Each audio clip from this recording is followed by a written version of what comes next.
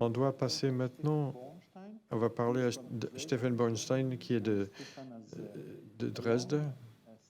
Et Stefan a fait beaucoup de recherches de bonne qualité sur des nouvelles stratégies d'équipement pour l'HCS et des thérapies similaires. Donc Stéphane, merci d'avoir accepté notre invitation. On vous voit, vous avez la parole. Michel, merci Michel. Merci monsieur, je voudrais d'abord dire quelques mots en français, c'est très important.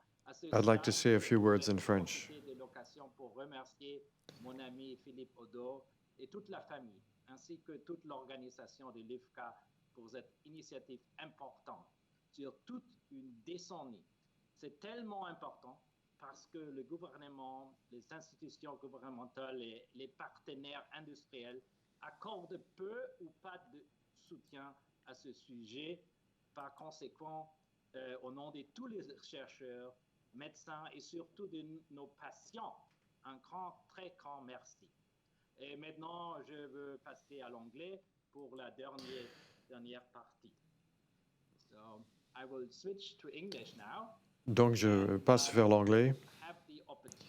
J'ai la possibilité d'introduire une série d'idées pour la dernière présentation d'aujourd'hui sur les nouvelles stratégies thérapeutiques pour l'HCS. On a entendu beaucoup de choses. Je devrais pouvoir maintenant avancer les slides. Les options de traitement pour le HCS à l'heure actuelle comportent les médicaments, substitution d'hormones. Vous avez entendu parler de tout cela, des différentes options. On a une thérapie génique, et je vais y revenir, et on va parler de remplacement de cellules et de transplantation également, ces options-là. Donc, la prochaine slide, est-ce que c'est affiché? Le traitement hormonal substitutif actuel ne peut pas imiter la sécrétion hormonale physiologique, c'est clair. Et il y a de la place pour améliorer.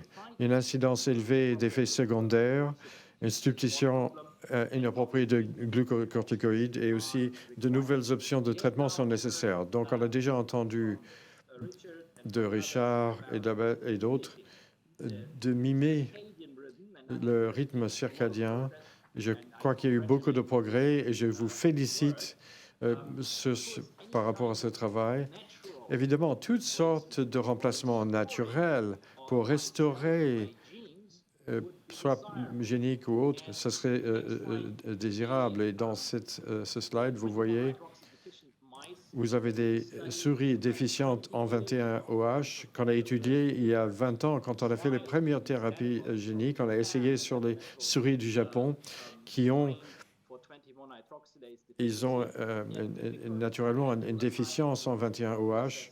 C'est difficile de travailler avec ces animaux, ils sont difficiles à gérer, mais on a géré en utilisant un virus surrénal,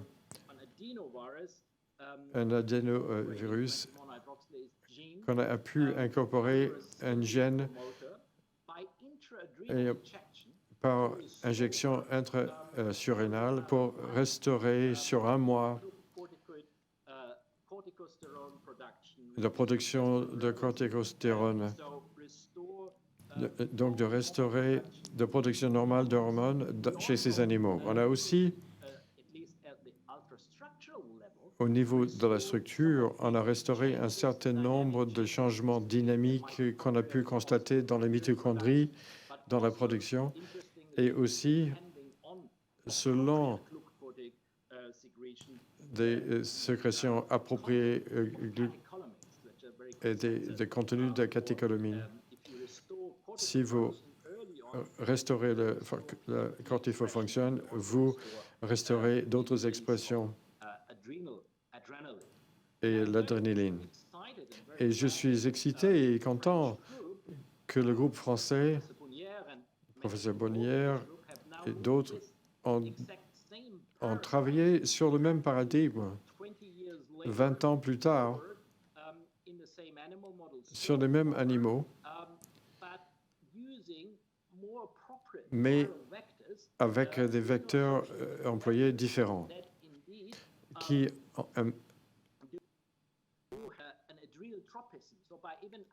sont adrénotropiques. Au niveau de l'injection, ils vont trouver leur chemin vers le surrénal et vont le restaurer sur une période de temps plus étendue. Et c'est apparemment en chemin vers une application clinique. Donc, maintenant, par rapport aux stratégies de remplacement des cellules, nous avons plusieurs options. On va entendre parler de xénotransplantation, allotransplantation. On fait ça dans notre centre. J'ai un problème. Vous pouvez passer la prochaine slide, s'il vous plaît?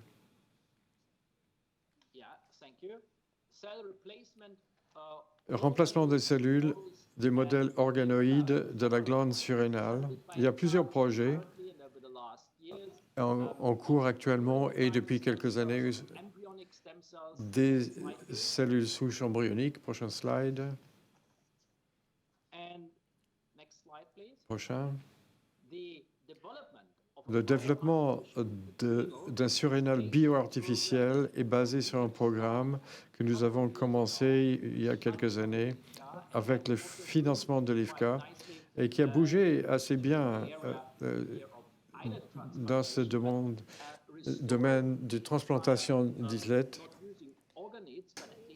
On n'utilise pas les organismes, mais des co-cultures pour avoir le meilleur type de cellules, le meilleur environnement, dans l'espoir et dans ces appareils oxygénés. Prochain slide.